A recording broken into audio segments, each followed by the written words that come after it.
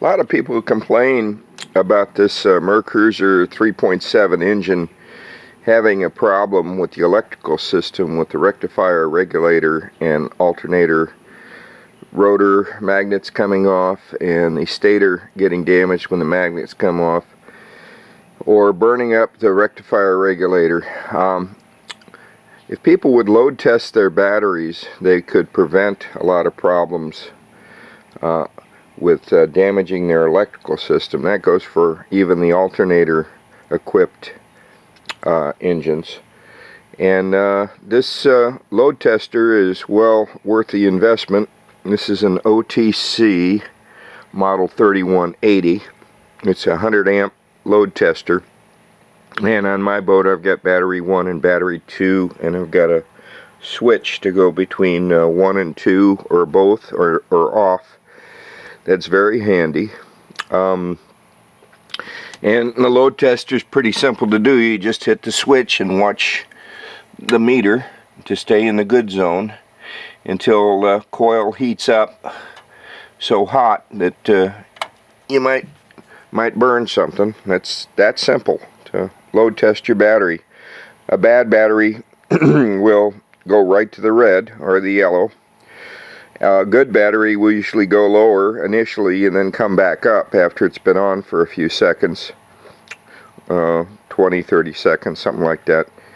And I load test my batteries before I go out every time, because you can damage an electrical system with a battery that's either failing or bad or undercharged. And it's a good idea to top off your batteries with an external battery charger. I like to use a 15 amp one I bought online, and it has a battery maintainer built in. The modern ones do. I also use battery tenders for battery maintaining. But a lot of people wouldn't have a problem if they would just load test their batteries and keep their batteries fully charged with a battery maintainer. And I like Battery Tender as a brand, and but any battery maintainer is good.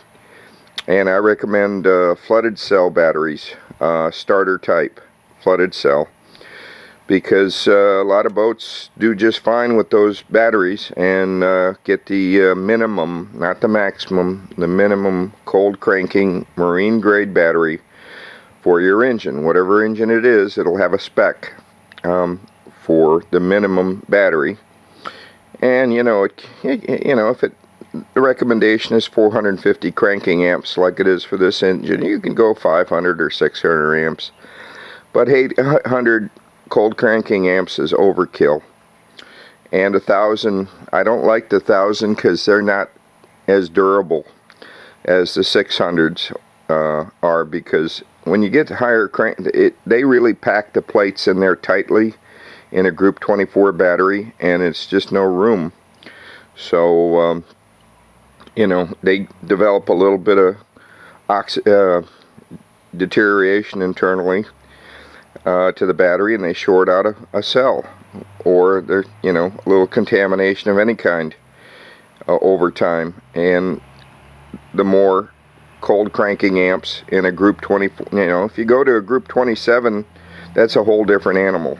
You got a lot more room, and you have a more durable battery if you go to Group 27, if you have room for it. But normally the Group 24s are less expensive, and there's several types of flooded cell batteries. There's trolling, there's dual purpose, there's, A, B, C, D, E, F, G, and they're different internally. That's why the different specs. But most power boats, they crank up and go. And if they do have the key, draw any drain on the electrical system when at anchor, it's normally long enough to drink a beer and have lunch before they go on to the next crank up and go again. So I don't recommend anything but a marine starter battery for most power boats. But it's just an opinion, and you may have yours, but your opinion might cost you more money.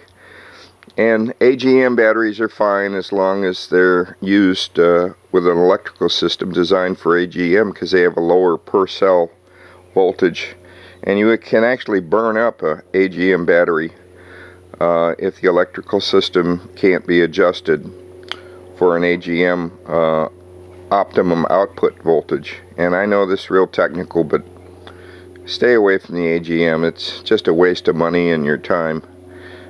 Stay with a flooded cell battery. A lot cheaper, more durable. You'll be happier. I know this seems counterintuitive, but you don't have to listen to me. Do what you want. It's your boat. Have fun.